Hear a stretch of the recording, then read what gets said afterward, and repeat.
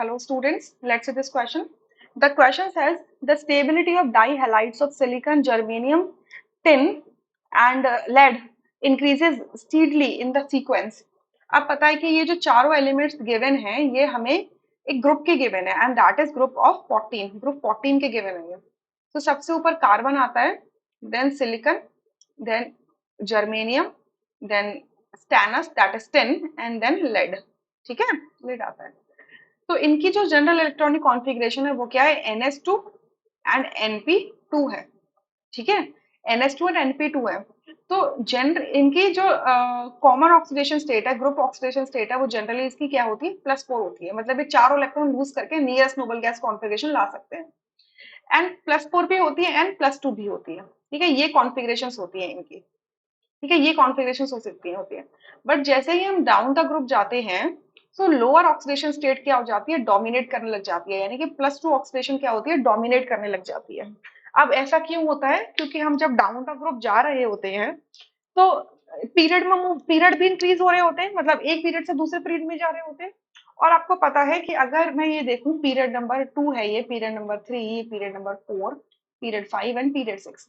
So period 6 से क्या हो जाता है, लैंथेनाइड्स स्टार्ट हो जाते हैं. यानी कि 4f इलेक्ट्रॉन्स की फिलिंग स्टार्ट हो जाती है, जिनकी पुअर शील्डिंग होती है. 4f ऑर्बिटल क्या होता है, वो 4f जो सबशेल होता है वो बहुत पुअर शील्डिंग कॉज करता है, जिसकी वजह से जो लास्ट इलेक्ट्रॉन्स होते हैं, जो वैलेंस इलेक्ट्रॉन्स होते चले जाते हैं आगे की तरफ, जो भी मूव करेंगे हम अगर right of the periodic table में जा रहे हैं, तो उन पे इफेक्टिव न्यूक्लियर चार्ज काफी ज्यादा स्ट्रांग होता है, राइट. और वो काफी रिलक्टेंट हो जाते हैं to leave the system, to convert the system into the cationic form, higher cationic form. तो इस वजह से ये जो NS के इलेक्ट्रॉन्स हैं ये निकलना पसंद नहीं करते. जैसे ही आप डाउन द ग्रुप जाते हो, लेड की तरफ जाओगे, तो ये NS के इलेक्ट्रॉन निकलना पसंद नहीं करेंगे. क्यों, वही ज्यादा न्यूक्लियर चार्ज इन पे लग रहा है लेंथेनाइड कॉन्ट्रैक्शन की वजह से. ठीक है, सो सिर्फ NP के इलेक्ट्रॉन निकलते हैं और ये +2 ऑक्सीडेशन स्टेट शो करते हैं. तो अगर आप ऑप्शन, इस इफेक्ट को हम क्या कहते हैं, इनर्ट पेयर इफेक्ट. इस इफेक्ट को क्या कहते हैं,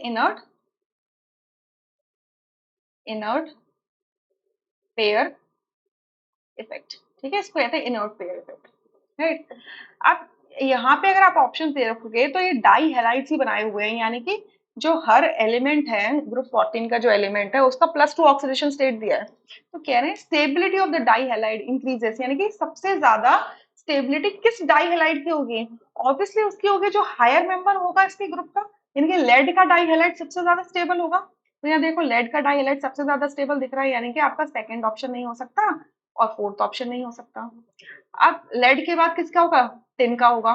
ठीक है, टिन के बाद जर्मेनियम होगा, यहाँ सिलिकॉन लिख दिया है, तो अगेन आपका थर्ड ऑप्शन नहीं हो सकता. सो फर्स्ट ऑप्शन आपका करेक्ट होगा, बाकी सारे ऑप्शंस क्या हो जाएंगे, इनकरेक्ट हो जाएंगे, राइट. अब इसका अगर एक बार हम रेफरेंस चेक कर लेते हैं. ठीक है, तो आप इसका रेफरेंस अगर लेना चाहते हैं तो आप जब 12th क्लास की अगर NCERT देखेंगे पार्ट 1, तो वहां आपको इसका रेफरेंस दिख सकता है. ठीक है, वहां पर आप इसका रेफरेंस देख सकते हैं. जो आपका एक चैप्टर है वहां पर P ब्लॉक एलिमेंट्स का, वहां पर आपको इसका रेफरेंस देखने के लिए मिल सकता है, right. So I hope you understood this question. Thank you.